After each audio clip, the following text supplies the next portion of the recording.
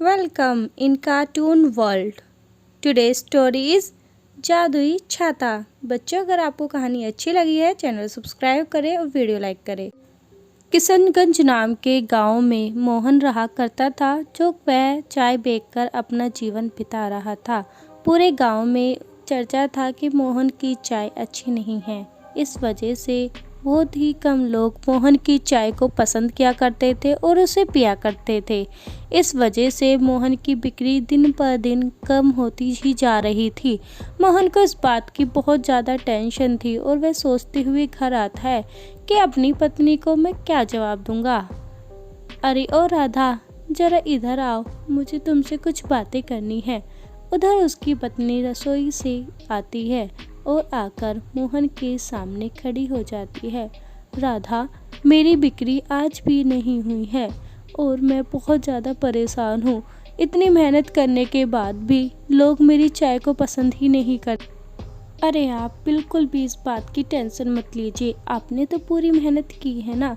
बस आप अच्छे से ईमानदारी के साथ अपना काम करते रहिए। एक न एक दिन लोगों को आपके चाय ज़रूर पसंद आएगी और उस समय हमारा घर बहुत ही अच्छे से चलेगा और हमारी गरीबी भी दूर हो जाएगी। उसकी बात सुन के मोहन थोड़ा संतुष्ट हो जाता है, पर वह अब भी दुखी था कि क्या करे। इसी समय तेज बारिश शुरू हो जाती है। सावन का महीना था, इसलिए डेली बारिश होने लगती है। मोहन अपने पापा का दिया हुआ छाता लेता है और उसी के नीचे बस स्टॉप पर चाय बनाता है। तभी एक आता है, अरे भाई मुझे थोड़ी चाय दो ज़रा।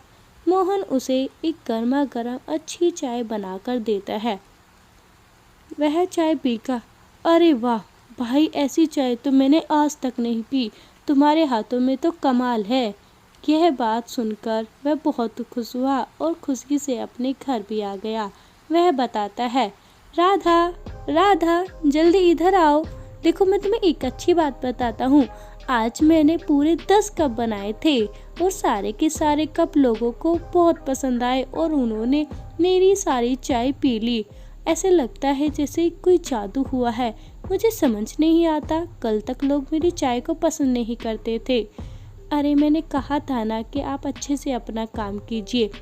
पूरे गांव में उस व्यक्ति ने मोहन की चाय के बारे में चर्चा करना शुरू कर दिया। अगला दिन हो जाता है और मोहन अपनी चाय को लेकर और छाते को लेकर बस स्टॉप पर जाता है। वह देखता है पहले से ज़्यादा लोग उसकी चाय की डिमांड करने लगे थे। अरे मोहन भाई, आने में कितनी देर लगा दी, हमने तो कल आपकी चाय की तारीफ सुनी है। जरा हमें भी गरम गरम चाय पिला दो, हम भी तो देखें तुम्हारे हाथों में ऐसा क्या जादू है। मोहन सभी के लिए गर्मा गर्म चाय बना देता है और सभी को देता है। सब चाय पीकर, वाह मोहन भाई, हमने जैसे सुना वैसे ही चाय पाई। तुम्हारी चाय चाय नहीं अमृत है, अब तो हम डेली ही पिया करेंगे। मोहन ये बात अपनी पत्नी को बताता है। अरे ऐसे कैसे हो गया, अचानक लोगों को इतनी चाय पसंद आई। मैं नहीं जानता राधा, जब से सावन का महीना स्टार्ट हुआ है और मैंने ये छाता लिया है, तब से न जाने लोगों को मेरी चाय में कैसे ही स्वाद आ गया। कोई नहीं, यह सोचकर वह अब अपनी बड़ी स्टॉल लगा लेता है और बस स्टॉप पे एक छोटा सा ढाबा भी खोल लेता है। लोग दिन पर दिन मोहन की चाय को पसंद कर रहे थे और एक एक करके उसकी लाइन में आकर चाय पीने के लिए तरसते थे।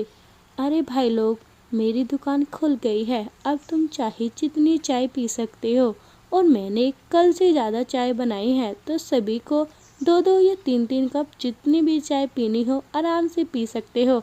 मोहन भाई, ये तो तुमने बहुत अच्छा किया है। सभी चाय पीकर चले जाते हैं और मोहन की खूब तारीफ होने लगती।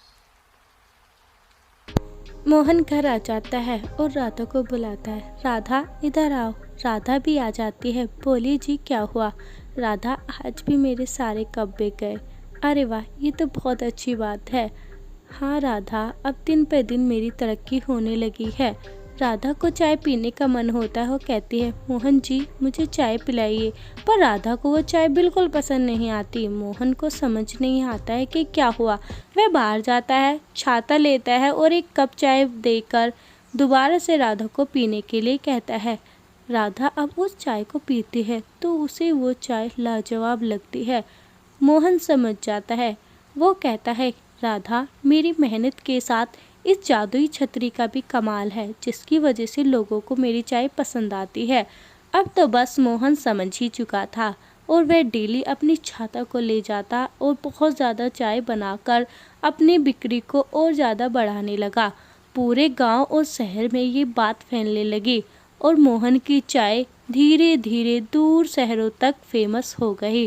अब मोहन घर पर बहुत सारे पैसे ले आया करता था और राधा कहने लगती है, मोहन, कहाँ हो तुम?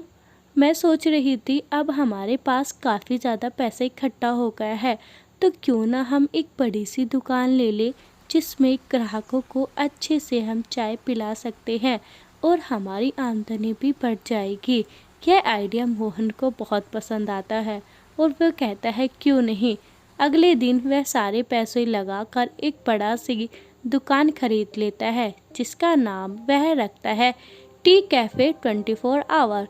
इसके बाद तो दूर दूर के लोग मोहन की चाय पीने के लिए आते थे और आज भी मोहन अपनी छतरी के नीचे ही चाय बनाया करता था जो उसके पिताजी ने दी थी।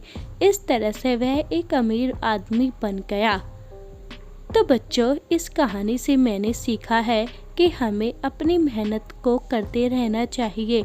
अगर कोई इंसान अपनी मेहनत पूरी ईमानदारी के साथ करता है तो उसके बड़े और भगवान भी उसका साथ देते हैं। जैसे मेरे पिता की दी हुई छतरी ने मेरी मेहनत को सफल किया और मुझे एक गरीब इंसान से एक अच्छा इंसान बनने में मदद किया, तो आपको भी ऐसे ही ईमानदार मेहनती बने रहना है।